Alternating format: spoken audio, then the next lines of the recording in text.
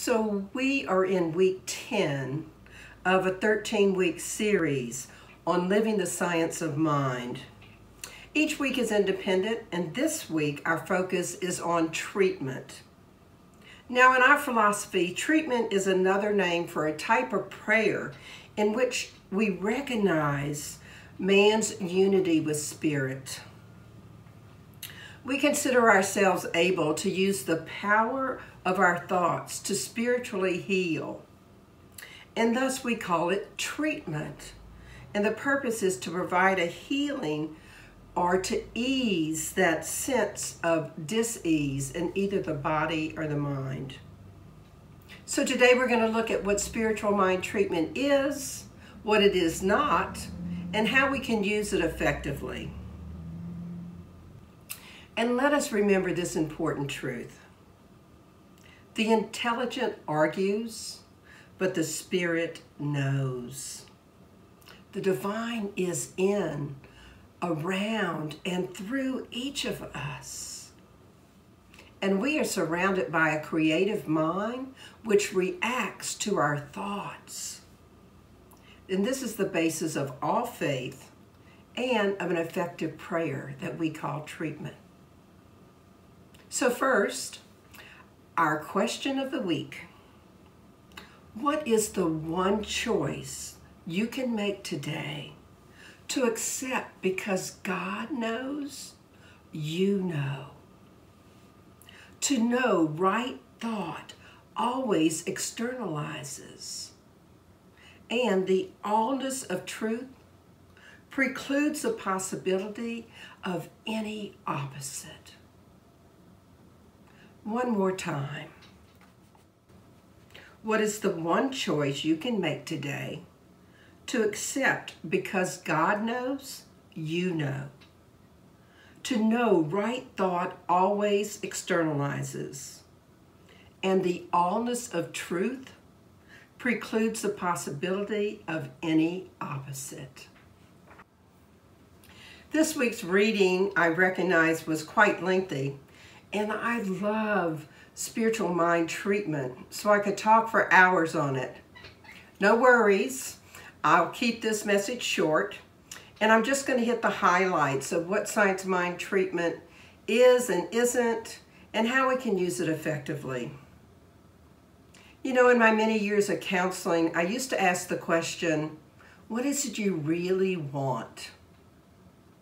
And what I found was that the answers frequently began with, well, what I don't want is, and then it was followed by a barrage of what the person knew they didn't want. And typically it was because they knew that what they had wasn't working and they wanted to change from that. And there was a lot of passion around what they didn't want. A lot of people found it difficult to actually express what it is they really did want. So I'm going to begin today with what treatment is not, and along the way explain what treatment is. Because often when we're trying to discover what it is we want, or we want to find out how something is, it's clearer to us what we want something not to be than to fully understand what it is we want it to be. So here we go. Treatment is not a petition. That is to say, it's not a prayer to some God that is some far-off being. And we don't approach that with doubt in our thought or wondering if by some good luck we might be able to placate that God enough to persuade the God out there that he might be able to give us what we want and answer our request. Treatment is about uniting ourselves with the good that already exists just from the asking. Remember, Jesus told us, ask and it's given. Treatment is not well-wishing. In our philosophy, we do not believe that there's some supreme power who acts more favorably for one person or one group than for another. So it's not about wishing a particular person well or one particular person healed from some dis-ease. It's not about denying the physical reality of our bodies or of any diagnosis that we might have received. Treatment is recognizing that the body is a combination of divine ideas and right action takes place in every one of our organs. Since divine ideas are external, universal, and perfect, spirit is the life of the real essence of who we are. In his essay, Spiritual Mind Treatment is Not Well-Wishing, Holmes put it this way: we believe in spiritual communion, which is the drawing of the essence of reality into our minds through keeping the thought uplifted and in tune with the ultimate harmony. We believe that the divine presence is immanent in everything and in every person. This, of course, is the very basis of our assumption. Wow, believing the divine presence is immanent in everything and in each person. Treatment is not about asking for something that we feel is not available right at this moment. Treatment is about accepting the truth of something and knowing that it is God's great pleasure to give us the kingdom. If we truly believe that we are one with the divine, then we align ourselves with that perfection of that one, with the allness of the divine, and we know that everything is available to us. Treatment is not hoping that something will happen in some future time frame. Treatment is knowing whatever we need, it has already happened or is happening right here and now. So we look away from the appearances of something and then know the reality of what is behind the appearance. And what is behind the appearance is the truth that God is all there is. And that God answers our request. Treatment is not about proximity to the one for whom the treatment is being made.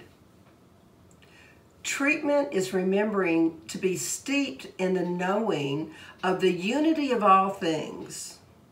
And because treatment deals with our thoughts and not with people, we need not be near the person to create a spiritual mind treatment in which we know the truth of them and for them. Treatment is not about what the person believes that's being treated or how many people happen to agree with them. Treatment is about discerning truth and reality and recognizing, because God knows, I know. Holmes gave us a great example of this when he said, if a person believes that he's an elephant, that belief does not make it the truth. It doesn't make the person an elephant. And it's the duty of the practitioner in a spiritual mind treatment to know the truth that the person is actually an individual expression of the divine. No matter how many people on the planet might believe they're elephants. As Holmes put it, the allness of truth precludes the possibility of any opposite. Treatment is not longing for something to be different than it actually is. Treatment is knowing, as I frequently say, that everything is in divine order. And we make definite statements of a truth of a person. Treatment handles wrong beliefs of the person and knows the truth of who they are. In his essay, Spiritual Mind Treatment is Not Well-Wishing, Holmes wrote this: In giving a treatment, we proceed on the assumption that there is an intelligent creative principle in everything and in everyone, which responds to our word exactly the way we speak it. There could be no science of mind unless this were true. There is a spiritual mind treatment in actual operation in a series of statements logically presented to the principle of mind, based on the assumption of perfect God, perfect man, and perfect being. Looking away from the appearance, no matter what the appearance may be, and turning to reality, our statements are made to conform with the realities felt. God is all there is. Therefore, this negative condition need not be, and should not be, and is not. Wow, I love that. This negative condition cannot be, should not be. It is not. That is the role of the practitioner in doing the treatment, to know the truth. And to explain spiritual mind treatment more completely, I'd like to read another excerpt from the readings this week in which Holmes explains how spiritual mind treatment does work. If someone should draw a picture of a horse on a blackboard, and others seeing it should believe it to be a horse, it still would be nothing other than a picture.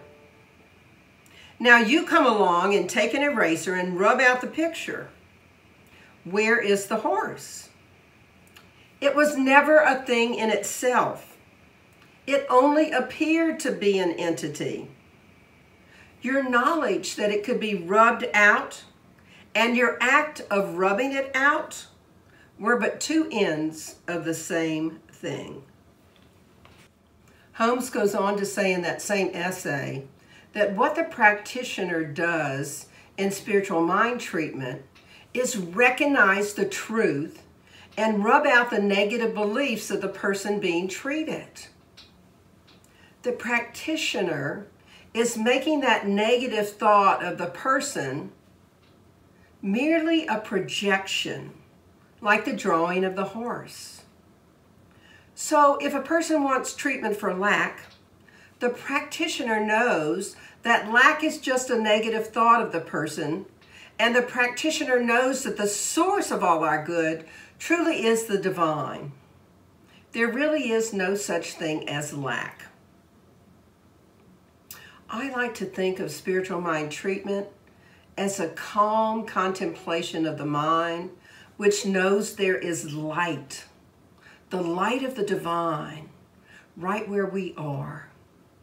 And thus the darkness of a situation or of a circumstance must dissipate when we shine that light upon it. We shine the light upon darkness with our spiritual mind treatments. As Holmes wrote in the essay, Treatment Deals with Thought, which was part of our reading this week, the practitioner does not feel that he must create this perfect body. His business is to reveal it, to announce it, to pronounce it. He knows that his treatment will reach the person for whom he is working without any effort on his part, other than the statement that it is for that certain person. I love how Holmes talks about revealing and pronouncing reality, how he explains several ways in his essays this week, how we can make spiritual mind treatment effective.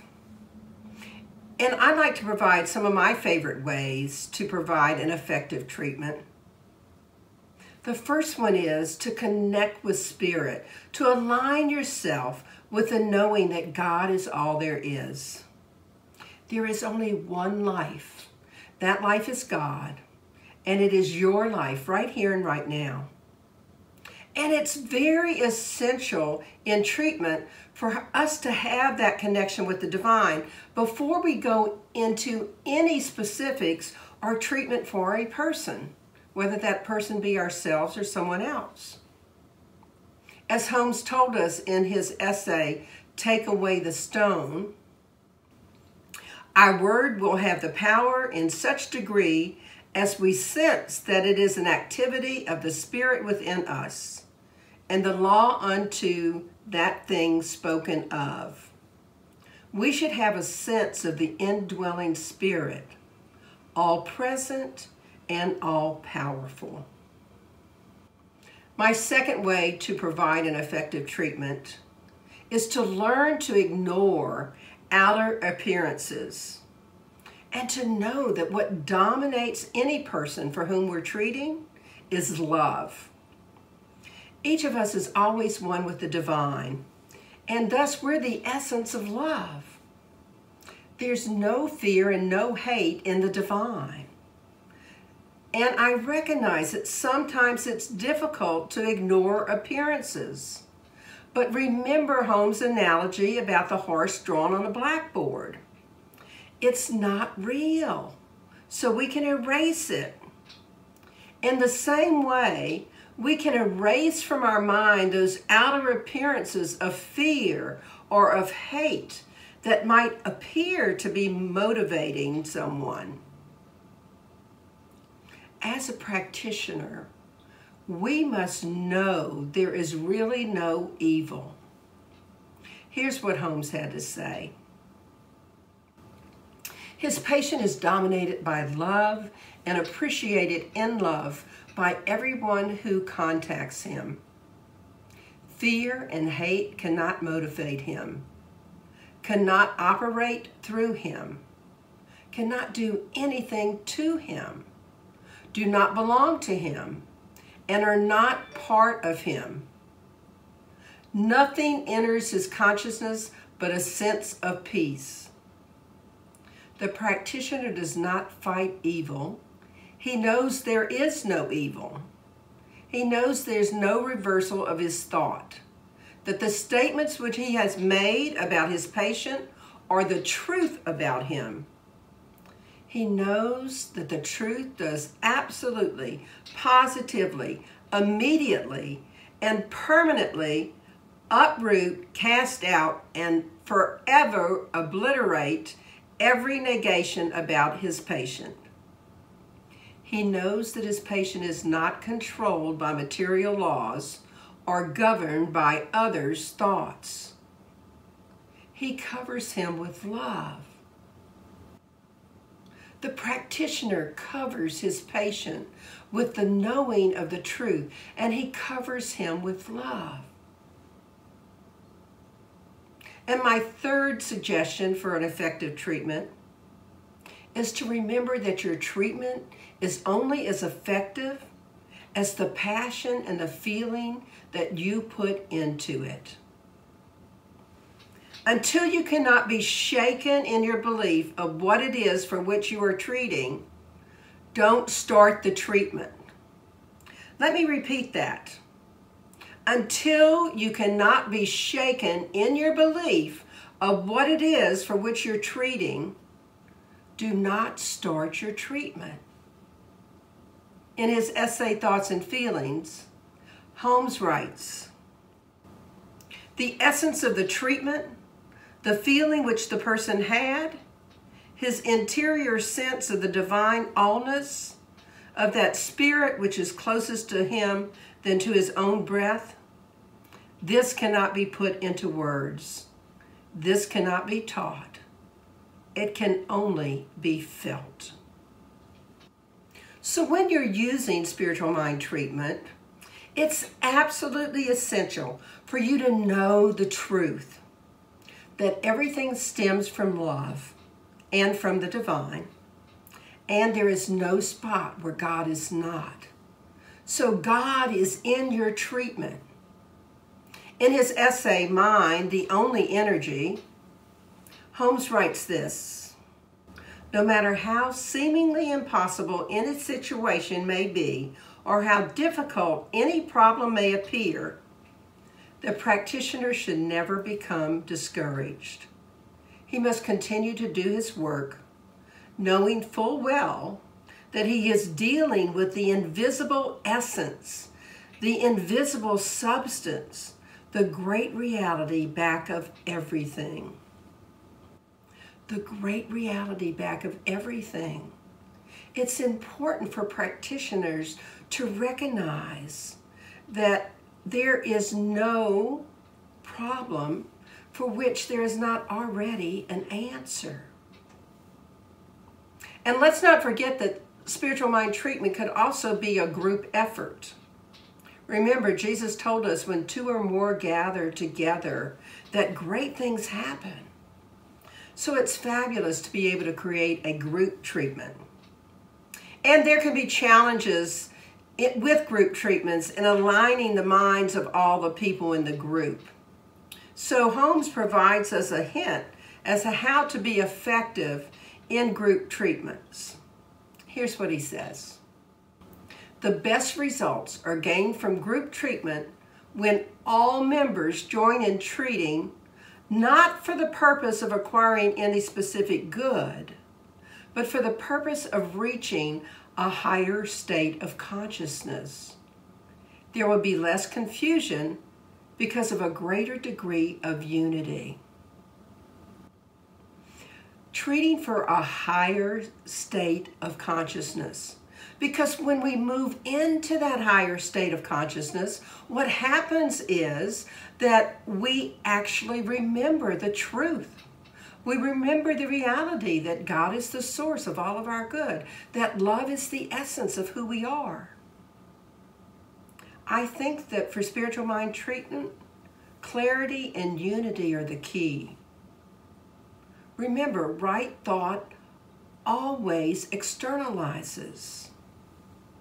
So let me end with these words of Holmes in his essay, One Mind in Three. We see that spiritual mind treatment is definite. It always has a conscious purpose in mind. To believe this, to understand it, and to know how to use it enables us to rise above old situations and to create new ones. And those new situations that we create are of a higher level of consciousness. They're of a higher union with the divine. They're knowing more of the essence of who we are.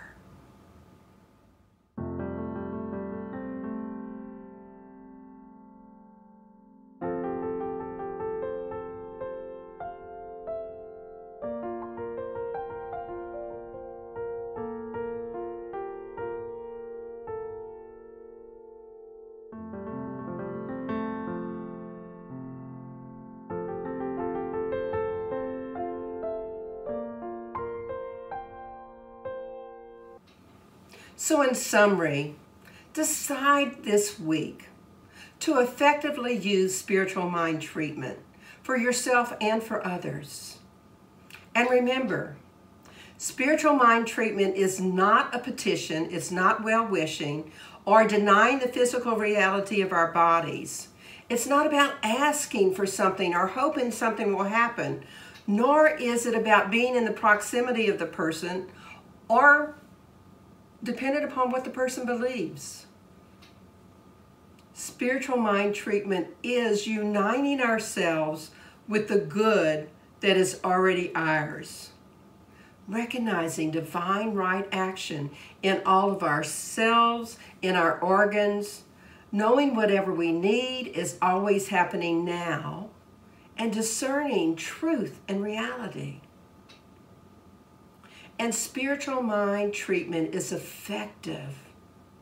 What we do is ignore outer experiences and become passionate with love. Knowing the allness of truth precludes the possibility of any opposite. So here's your affirmation for the week. How is it I so easily and willingly make the choice today to accept because God knows, I know. To know right thought always externalizes, and the allness of truth precludes the possibility of any opposite. So make a conscious choice this week to create treatments for yourself and for others at least once a day. Remember that the intellect argues, but spirit knows. The divine is in, around, and through each of us. We are surrounded by this creative mind which reacts to our thought, and it's the basis of our faith and an effective prayer. So let's pray.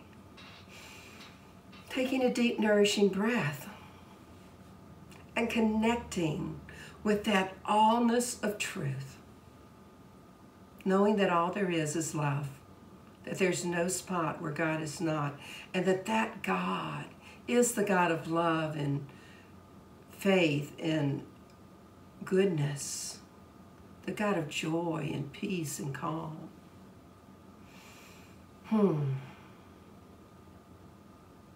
And we are expressions of that divine.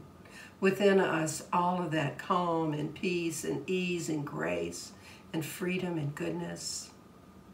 Within us, the answers to any question or situation that arises. So what I know to be the truth is that we are indeed all united with the divine. That there is within us the essence of love, the essence of truth, and that we can connect to that reality and become so passionate with the knowing that God is the source of all our good, that our prayer, our treatments are extremely effective, and we manifest solutions to anything that's come up, any circumstances or situations that are keeping us from being totally loving and feeling loved. So it's with great gratitude for this community and for this philosophy, this knowing that God is all there is, that I just release this prayer into the law of mind, spirit, and action, knowing the truth, that God's already called it good, so I can just let it be. Let's affirm it together. And so it is. So once again, I want to thank everyone that's continuing to send in their offertory tithes and blessings.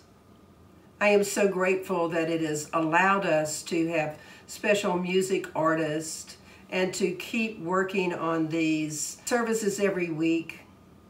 Thank you so much for your generosity. Enjoy our offertory blessing.